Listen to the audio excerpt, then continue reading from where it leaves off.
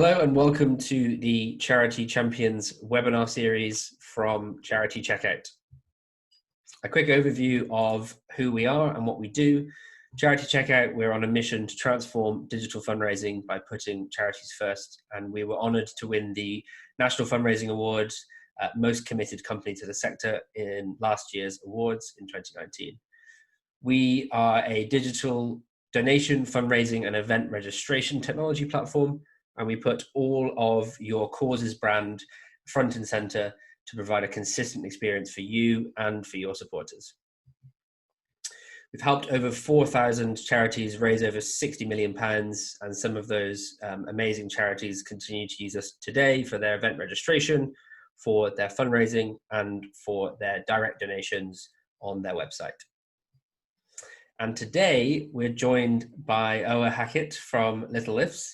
And we're really, really grateful that Owa has come to join us on this virtual event fireside chat to talk about littlelifts as an organization, talk about their virtual event, and to talk about what's next for their charity. Owa, do you want to take us away? Tell us a little bit more about littlelifts, about what you guys do, and then we'll get into talking about your fantastic virtual event. Sure. So I'm Owa, the founder of littlelifts.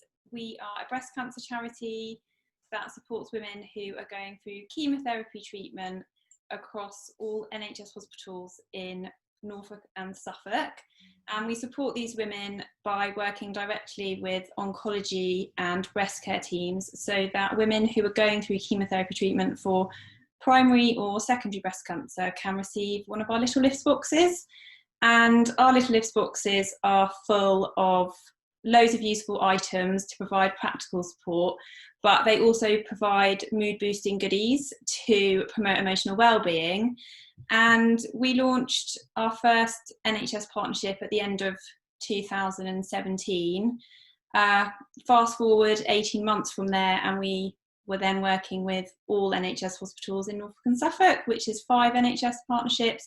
And we've supported close to 1,000 women now with a littlelifts box, and we're on a mission to support many more in the years to come. Amazing. That's quite a journey already. And I think I recall seeing a video of you in a helicopter at some point, which I was amazed by on YouTube. Yes, that was an experience. So Saxon Air are a local luxury travel provider, and they also support us in other ways through packing parties and corporate events. But they asked us if we wanted to deliver some littlelifts boxes in style. So we got to deliver some boxes via helicopter, which usually we never do, obviously, because we just send them in our littlelifts van. So yeah, that was an amazing experience. And they even gave us a little tour of Norwich on the way there. So yeah, it was lovely. Excellent. Well, there we go. Shout out to them for that. That's fantastic. So I wanted to talk to you today about your virtual event that you've launched through Charity Checkout, and actually almost take it back a step to how you responded to COVID-19 and how your organization pivoted during that time in terms of both, I guess, your frontline services, but also your fundraising, more importantly. So how did you respond as an organization to COVID-19? So at littlelifts, there's only 2 of us. There's myself and my lovely colleague Kay. And gosh, yeah, when the coronavirus outbreak hit, it was a big deal. And breast cancer doesn't stop during COVID-19. So the first thing we did was liaise with our NHS partnerships to get an idea of what they were planning on doing with chemotherapy treatment. And we concluded that we needed to get littlelifts boxes out to them and get them stocked up so that they had enough for about 8 to 10 weeks. So that was the first thing that we did. We really wanted to make sure that the women who we support didn't miss out on that support during what is already a really tough time going through breast cancer treatment, let alone having to navigate through coronavirus, because chemotherapy treatment is so complex and it has such a big impact on women's immunities, and so we really wanted to make sure that we could give them some boost during this time. And then, of course, we had to look at our ways of working, and like everybody, we had to leave our lovely office and packing room and set up camp at home. So Kay and I are both working from home. And like many charities, well, all charities, we had to review our fundraising, and we had a lot of events planned for March, April, May, June, and all of those had to be postponed or cancelled. So that's obviously a big financial hit to us as a small organisation, but we really tried to look at other ways that we could fundraise and use our amazing community to help us. And how did that, like, when you're in that situation, I guess often I find that just like stressful situations or a really kind of big obstacle creates a lot of creativity. You find yourself being more creativity in a time of great kind of need. Where did that virtual event idea come from, and can you talk us through that event and how it works? Sure. So we went into lockdown, didn't we, in March? We had some lovely people training really hard, who were planning on running the London Marathon for us in April. Yeah. So using that as a theme, we thought, why don't we host a virtual event and see if we can get people to take on the London Marathon throughout the month of April, which is 26.2 miles. You don't need to do it all in one go. You've got the whole of April to do it. It's about 2,000 steps a day. And we really considered that people could do it at home. They could do it going up and down the stairs, going around their garden. They could go out adhering to social distance guidelines. At that time, it was only once a day you could go out. So we really used the London Marathon as our inspiration for that idea, because it married really well because it was the month of April. Yeah, nice. And that's a really good, I guess that's almost a kind of top tip, is how can you anchor your virtual event to something that your supporters are already familiar with and they understand the kind of concept of. So when you came up with this idea, how did you get the word out to your supporters? How did you kind of market it, if you were? So we had a really short turnaround to obviously launch the event and promote it to our supporters. Yeah. We are a really, really small organisation. We don't have a huge database of individuals on our mailing lists. So what we did is we went out to social media, and we've got a fantastic ambassador who supports us, who is very vocal on social media. Yeah. And she really pushed this virtual marathon for us. And we were just overwhelmed by the number of people who signed up within the first week or so. I think we had 362 people signed up to that event.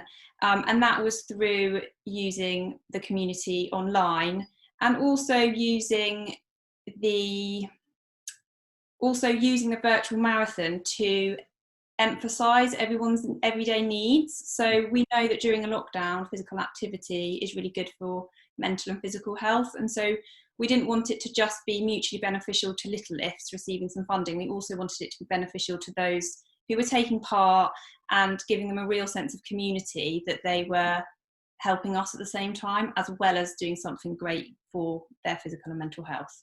Yeah, amazing. I think that's another top tip, I guess, is how you can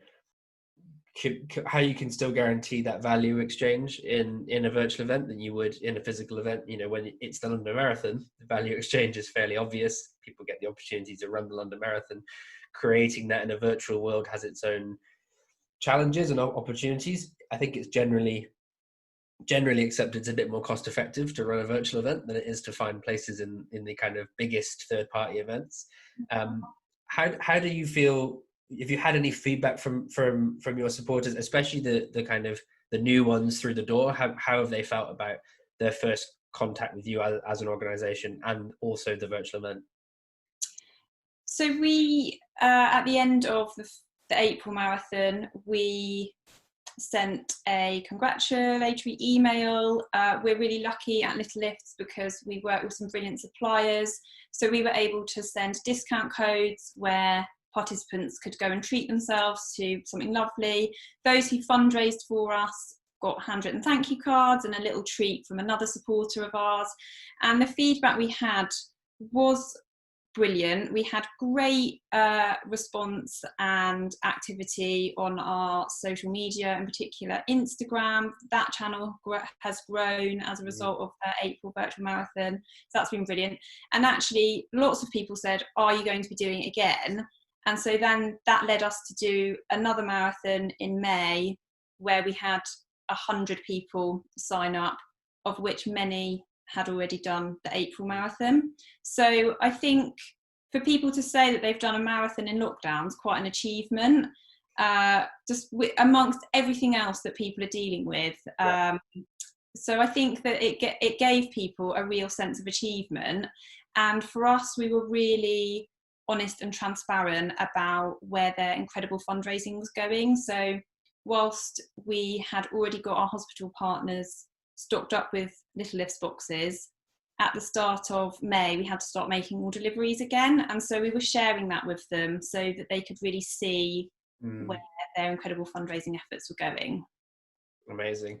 And I think that's another top tip there is linking the virtual event to a tangible outcome. So making sure that people know what they are achieving through their efforts isn't just kind of swirling around in the ether somewhere. It's being put into a real concrete result. How have you found generally with especially with the April marathon with you mentioned over 300 signups? Have you thought about like how you've supported your fundraisers? How have you seen their kind of fundraising performance, and what things have you put in place to support them while they're taking part in the event? So we decided at the very start of the April marathon that we weren't going to assign a fundraising target. We only had a sign up fee, so it was £10 to sign up. If you were under 16, it was £5. And actually that then led to people creating their own fundraising pages. So that April marathon raised us 5,000. We thought our target was 1,000. So I think it definitely helped us having small sums adding up. So that really worked for us. In terms of supporting the fundraisers, that was part of your question, wasn't it? We continued to have regular contact with them through the month of April. We ran competitions throughout the month. So for example, we did Fancy Dress Friday, where the best fancy dress outfit was a prize. We did Wellbeing Wednesday, so what would their top wellbeing tip be? So we tried to engage our fundraisers that way and involve them in fun and creative ideas. And then those that did fundraise for us, we find it really important to say thank you, Little Lifts, and that thank you is always a handwritten thank you from us. Now that might sound like it's unachievable to constantly write lots of thank you cards, but it is actually something that we do and we know makes a difference. And lots of people were then sharing their thank you cards on Instagram, on Facebook, which then just keeps the hype of that event going. So I think that's really important as well. Nice. That's another good top tip, I think, is that authenticity. So it's not they're already going through this very challenging time. Everyone is, and they decide to take part in an event and they get this really authentic relationship with you. That means they're more likely to sign up again the next month, or it means further down the line when physical events start becoming a thing that people do, they're already very warm to your cause, they're engaged, and they have that almost loyalty built in, which I think is a great way to grow that. You mentioned doing the marathon again in May, but what is next? Are you doing anything in June, and what does July look like? Yes, so we actually are running another virtual marathon in June. So at the end of April, we had done enough steps collectively as a community to have walked from the UK to New Zealand. Wow. So we thought, right, how many more steps can we get done in May? And those final step totals are currently being worked out. So we're hoping by the end of June, as a community, we will have done enough steps to have gotten around the world, which is 25,000 miles. So that is our plan for June, is to get around the world. In terms of other virtual events, we are planning those and thinking about those. We really want to do something around mindfulness and well-being, so I think that's really important at the moment.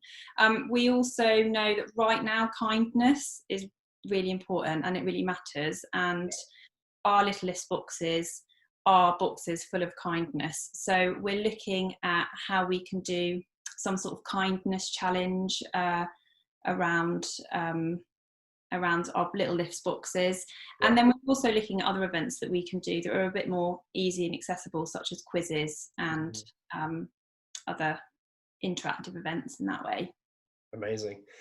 Well, I think it goes to show, through adversity, you can turn that into creativity, and I think you've shown that that's really possible with the right imagination and the right technology, and I think that's such a powerful story of how some organizations and not just charities, some companies have had to kind of almost batten down the hatches and weather the storm, and actually you've come out of this with a very creative mindset and a very good already a great fundraising result from April, maybe even greater fundraising results by the end of the summer.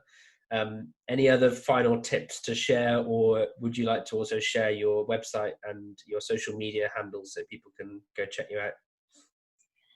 Other top tips, I would say it's just important to be transparent and honest with your supporters, and think about what they can get out from any events, so that they can join in and support you. It needs to be mutually beneficial.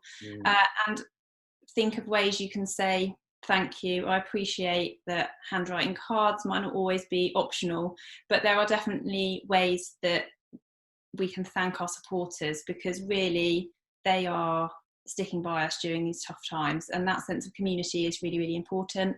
If anyone wants to find out more about Little Lifts, it's littlelifts.org.uk, and we're on Facebook and Instagram under Little Lifts UK. Amazing. Thank you so much, Ella. Thank you.